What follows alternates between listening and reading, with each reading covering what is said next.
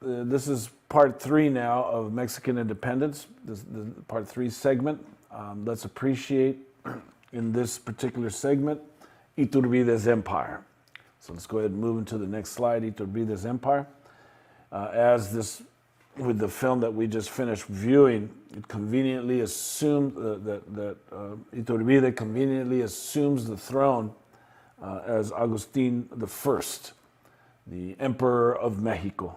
The title was very important for him. Again, we can see through his grandiosity with all the pomp and ceremony. But what's important to appreciate is this flag, the first Mexican flag. You can see the crown at the top of the eagle perched on a cactus. The snake is not being devoured just yet. But the eagle has a crown on his head. That's to represent the monarchy of Agustin I. He's the emperor. The empire, as I shared with you, was huge. It went from Northern California east to Texas and south to Panama.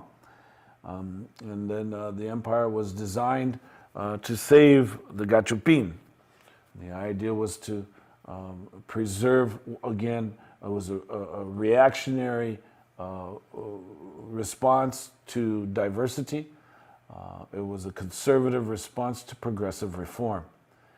The idea was to preserve white privilege again.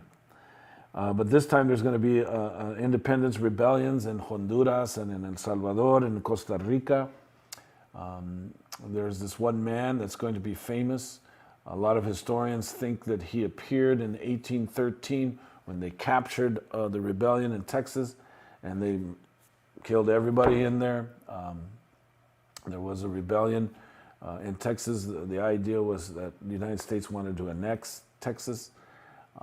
There was what was known as, I think it was called the Green Flag Revolt. We'll eventually see it in a documentary where López de Santa Anna, this man, Antonio López de Santa Anna, you'll see him in the artist's rendition of him as a horseman. He's the commander of the port. He's going to be appointed the commander of the port city of Veracruz. Some people think that he was also in the Texas Rebellion for the crown. He was putting the rebellion in Texas down. And now he's going to gain notoriety here for putting a rebellion down, but it's not going to be successful as Central America is going to break away from Mexico. Eventually, Central America will break down into its constituent parts, as they will not agree on a centralized government. But one of the things that's going to happen is that the boundaries, we move on to understand Iturbide's empire, let's recognize the end of the empire.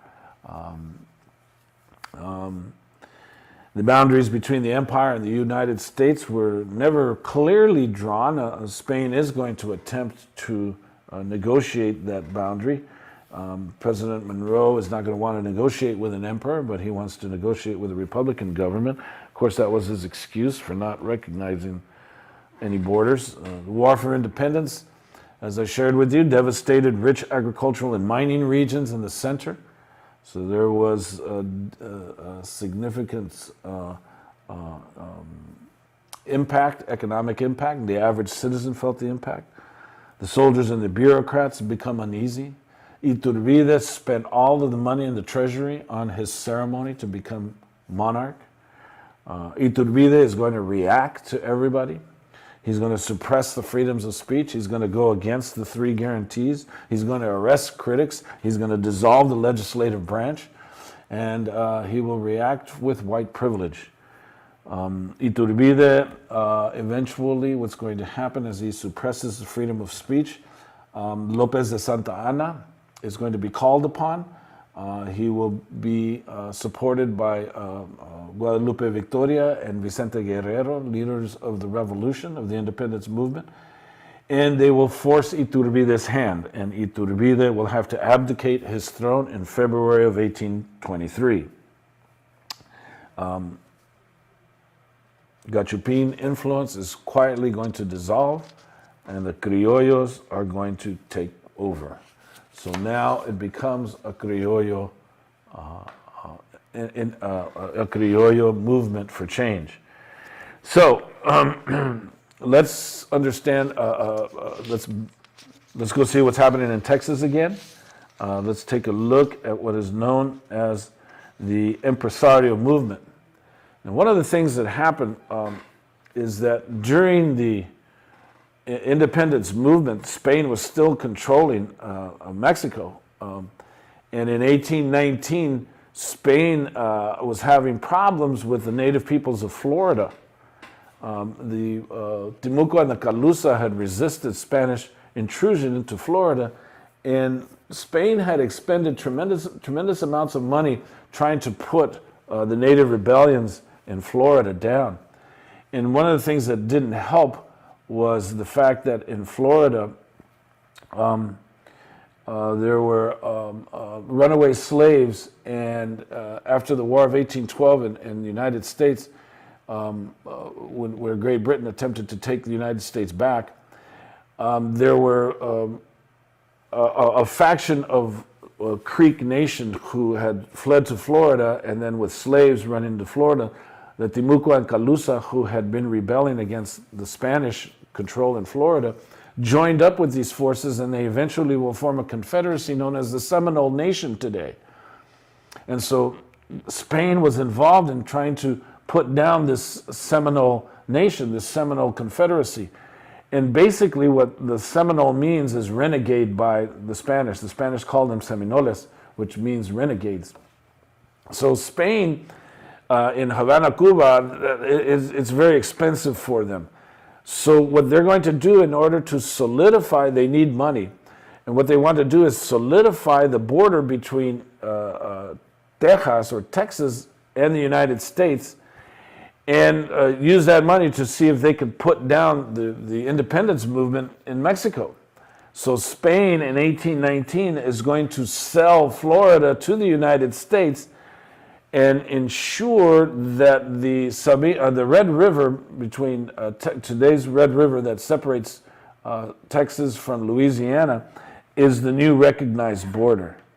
And so what is important is the Spanish crown, when they're still in control, are going to decide to populate and colonize Texas territory in 1820 by creating what will be known as the empresario movement.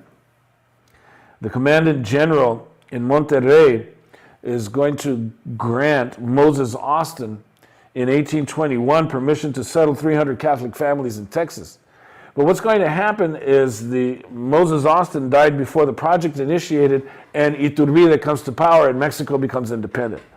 So when Mexico becomes independent, they will continue with the empresario project, because Mexico now is inherited Spanish, the Spanish problem, the Comanche problem. And remember, Texas belongs to the Comanches, and the Comanches are a formidable obstacle, Comanches and Apaches. So Moses Austin dies. Stephen F. Austin takes up his idea of the father Moses, and in 1822, under Mexican rule, he begins the colonization once concession was approved. So under the terms, it was very favorable to Americans coming into Texas. They could bring in 300 families the first year, provided that they were of good moral character. They had to profess the Roman Catholic religion. They had to agree and to abide by Mexican law. The terms were very, very favorable.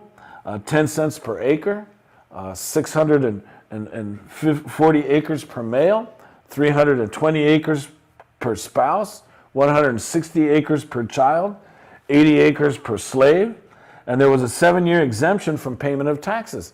But of course, they're coming in and they have to take it away from the Comanches.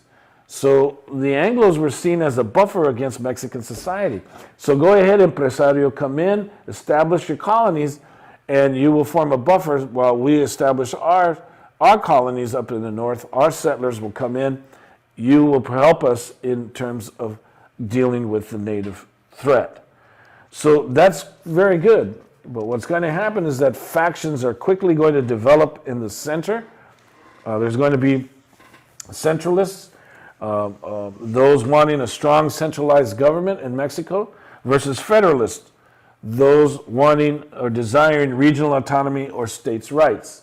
And this is very important because the federalists, the centralists found their strength amongst the clergy. The hacendados found their, the clergy, the hacendados, and the army officers. So all of this is very important because eventually it's going to lead to the writing of the Constitution of 1824. And so the Constitution of 1824 is important for us to appreciate, especially when we take a look at that map with regards to where Texas is.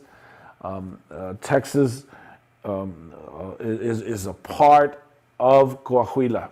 Texas does not have its autonomy. That's important to understand. But the centralists are going to find their support amongst the clergy, the hacendados, and the army officers.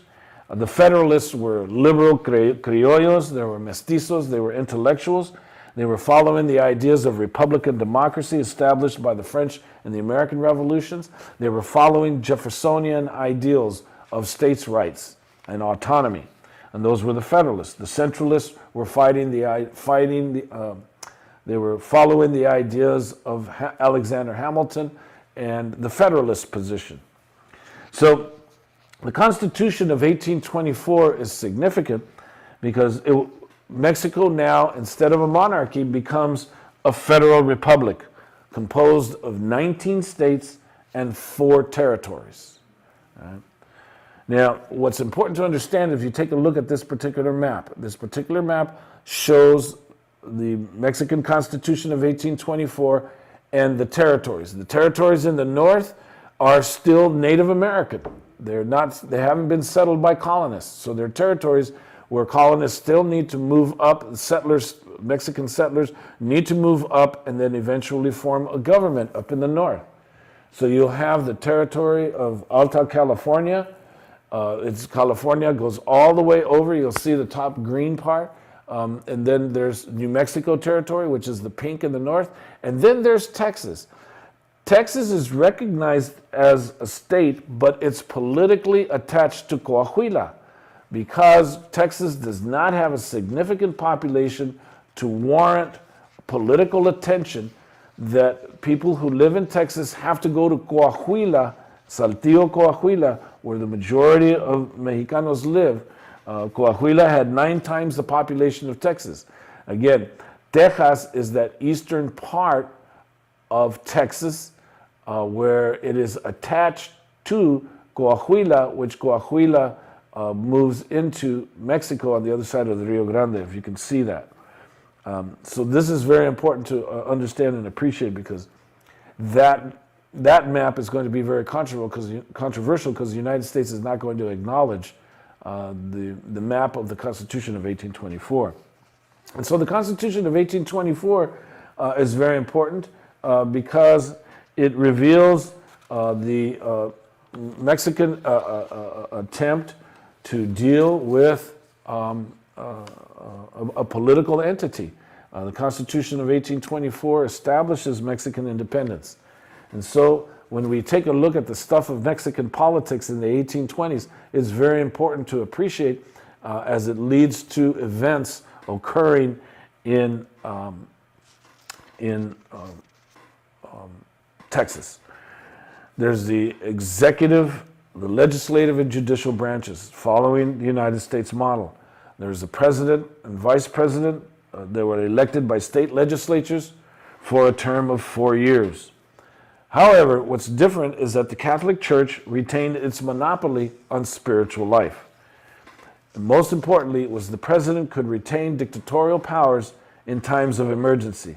And that's primarily because of the different political factions that are going to be formed between the centralists and the federalists. Again, the differences with regards to privilege and progressive reform. So the president, very importantly, could retain dictatorial powers in times of emergency. The state legislatures chose Guadalupe Victoria as president. Very important to understand and appreciate this particular experience. And they chose Nicolas Bravo as vice president. Now, Guadalupe Victoria is important for us to appreciate because he was in the negotiations. He resisted. He was never captured. And he becomes the first president of the United States, of the United States of Mexico, excuse me. And he found a compromise candidate in Nicolas Bravo. And Nicolas Bravo was important because Nicolas Bravo was fought for under Moreno, Morelos y Pavon, and that faction was very important in bringing towards independence. But what happened was there was an intense political atmosphere in the center, and this intense political atmosphere left the northern regions abandoned. And this was controversial because the politics became characterized as became characterized by distrust, by self-righteousness, rancor, political intrigue. Ideological cleavages emerged through the branches of Freemasonry. You have to understand something about Freemasonry, because Freemasonry is about business classes getting together and deciding in secret what it is that they're going to do with regards to the market and how they're going to go and corner markets. Sort of like today's chambers of commerce, sort of like the Mason movements today, and how everything is secretive, and you know how men have their own little separate organizations where they decide policy and how they're going to influence society. We have that with regards to Wall Street, likewise with regards to lawyers and the Supreme Court.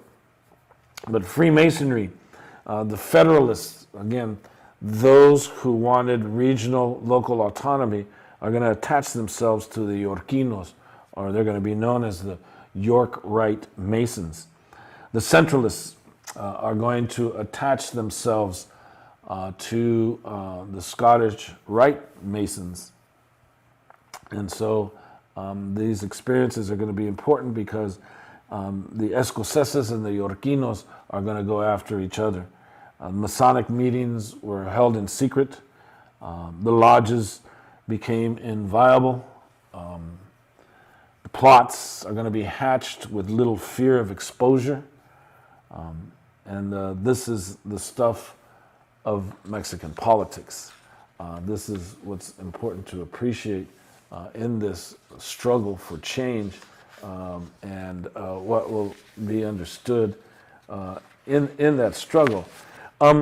What we need to appreciate, this stuff of Mexican politics is part of the process today. One of the things that's going to happen is Iturbide is going to sneak back into Mexico and try to take power back. And he's going to get captured, he's going to get tried, and he will be executed. And so that's very important because now we have we have Miguel Hidalgo executed, Jose Maria Morelos y Pavon executed, Iturbide executed. Let's appreciate something about, again, Mexican history. Let's go to a film clip on appreciating something about remembering the Alamo. This film clip will kind of situate Texas in this debate as the United States expands. It will emphasize and share with us the significance of the Florida, the intrigue in Florida, the Adams-Onis Treaty, and the purchase of Florida and the establishment of the political boundary. It will share with us the importance of the rebellions in Texas and give us an overlook from the American side of what's happening in Texas, as I just shared with you the stuff of Mexican politics from 1820s and the struggles that the intense political atmosphere of the center, it will help us appreciate everything that I've been sharing. So let's go to this film clip from the History Channel on Remember the Alamo.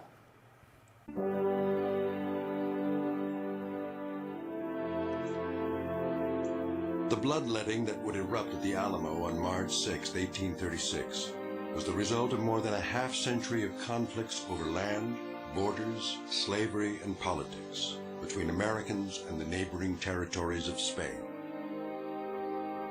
It's virtually impossible to separate so-called pocketbook issues, land sales, land values, slaves, economic issues, from patriotic and political issues as well, because they're always inextricably intertwined.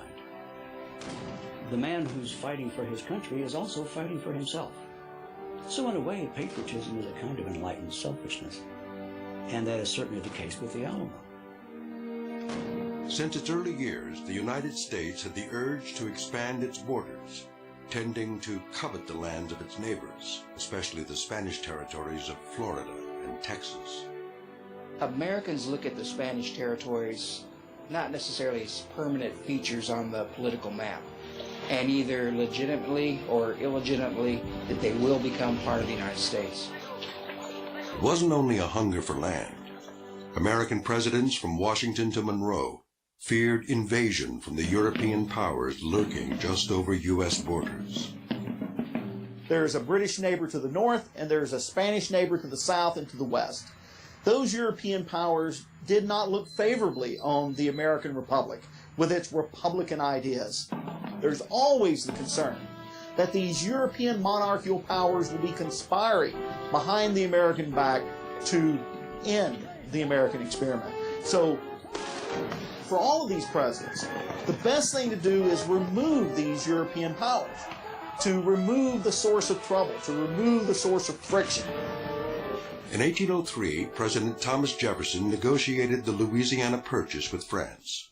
The new land gave the United States a common border with Spanish Texas. But the boundaries of the Louisiana Territory were only vaguely defined, so disputes over ownership of Texas began quickly. With the rapidly growing USA just next door, Spain felt the pressure. Texas always served as a remote outpost of the Spanish Empire. Spain never had enough men in Texas to effectively garrison the region, nor to effectively control the region. And Texas was a rich prize.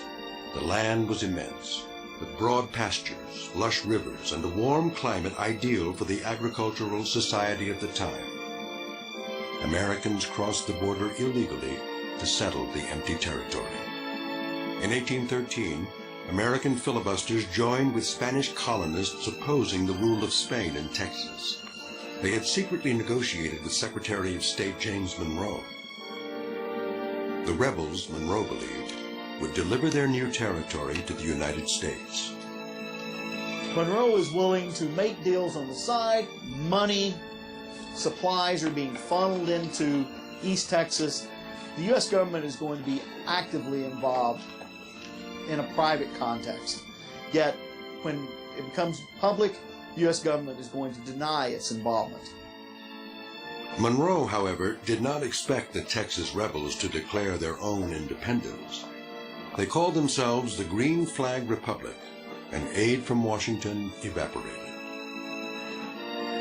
It became pretty apparent to Monroe that this is not going to become a part of the American constellation, that it's going to be a free and independent republic. That being the case, perhaps we need not to provide as much support to them as we had promised. Without U.S. support, the rebels could not prevail, and the Spanish quickly crushed the Green Flag Republic. The Republican forces are defeated, but they're not just defeated, they are annihilated. There are about 400 prisoners that are rounded up and are executed. The policy was one of no quarter, the enemy annihilated, no prisoners taken. Among the Spanish officers who suppressed the rebellion was a young lieutenant, Antonio Lopez de Santa Anna. Historians tend to think that for a young, impressionable Santa Anna, this becomes the basis for him of the idea of no quarter that you see carried out in the Texas Revolution. Even with the demise of the Green Flag Republic, there were other rebellions in Texas. So the Spanish turned to diplomacy with the U.S. to see if they could save the rich territory by giving up something else, their claim to Florida. In 1819, Spanish Foreign Minister Luis de Onís and United States Secretary of State John Quincy Adams hammered out a treaty. The Spanish thought they would be placating the United States by saying, here's Florida. In return, the Spanish thought that they would be getting a secure title to Texas. Adams obtained Florida for the United States. Spain also dropped its claims to a section of territory on the Pacific coast. Now the United States was a transcontinental nation, stretching from sea to shining sea. On the day the treaty was signed, Adams wrote in his diary, "This is perhaps the most important day of my life." Onís believed the deal he negotiated was good as well. On paper, it was. And it all had to do with Texas. For Spain, the signing of the Adams-Onís Treaty in 1819 put to rest the claim that the United States had any right to Texas, whether as part of the Louisiana Purchase or any other prior claims. While the treaty locked the western border of the southern United States at the Sabine and Red Rivers, expansionist politicians demanded territory as far as the Rio Grande, claiming Texas was part of the Louisiana Purchase. However, there would be no further discussion with Spain on the matter. In February of 1821, after 11 years of fighting, Mexico obtained its independence from the rule of Madrid. The lands of independent Mexico included the rich expanse of Texas, which would develop a growing penchant for autonomy. Mexico's hold on Texas would be tested by a flood of American settlers, and a potent mix of ambition and ideals that would explode at the Alamo. Okay, so that's a very intriguing story. What's important to appreciate in this segment, this is going to end the segment on Mexican independence, are again the intense political atmosphere that came about as a result of the racialization process. And a colonial society that had been feudal in nature was not modern in outlook. It becomes independent, so it still has a highly patriarchal culture, a culture that's based on patronage, and this is very important because the politics, when you create an independent nation now, you're talking about rights, but you've always had a society that based its privileges on land ownership and, of course, your allegiance to your whiteness, to your European heritage. This is broken in the Mexican Revolution because you're going to have anti-democratic forces that are going to be pitted against progressive reform. And what is the reform all about?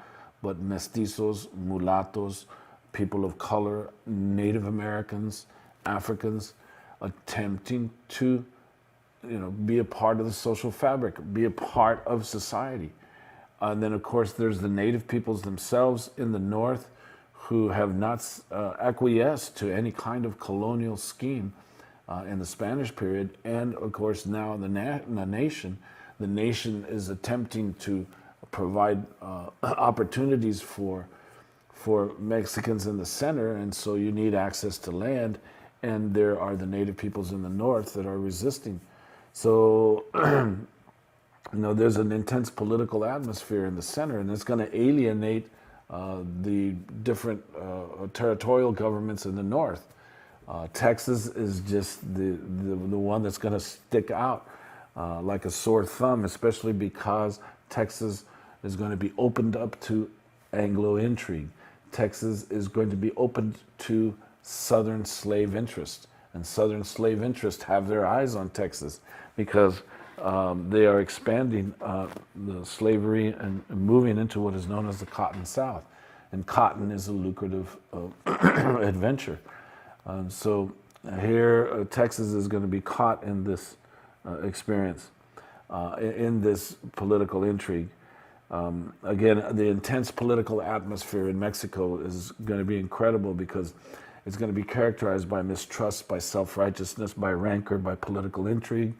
The cleavages that are going to emerge through the branches of Freemasonry are going to be intense, leading to plots, assassinations, and Americans, they're just looking at that, and all they want to do is negotiate with the anti-democratic forces.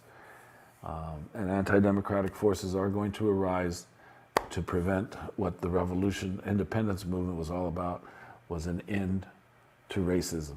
And that's the struggle. Mexico continues to this day. Okay, so that ends segment 3 of Mexican independence.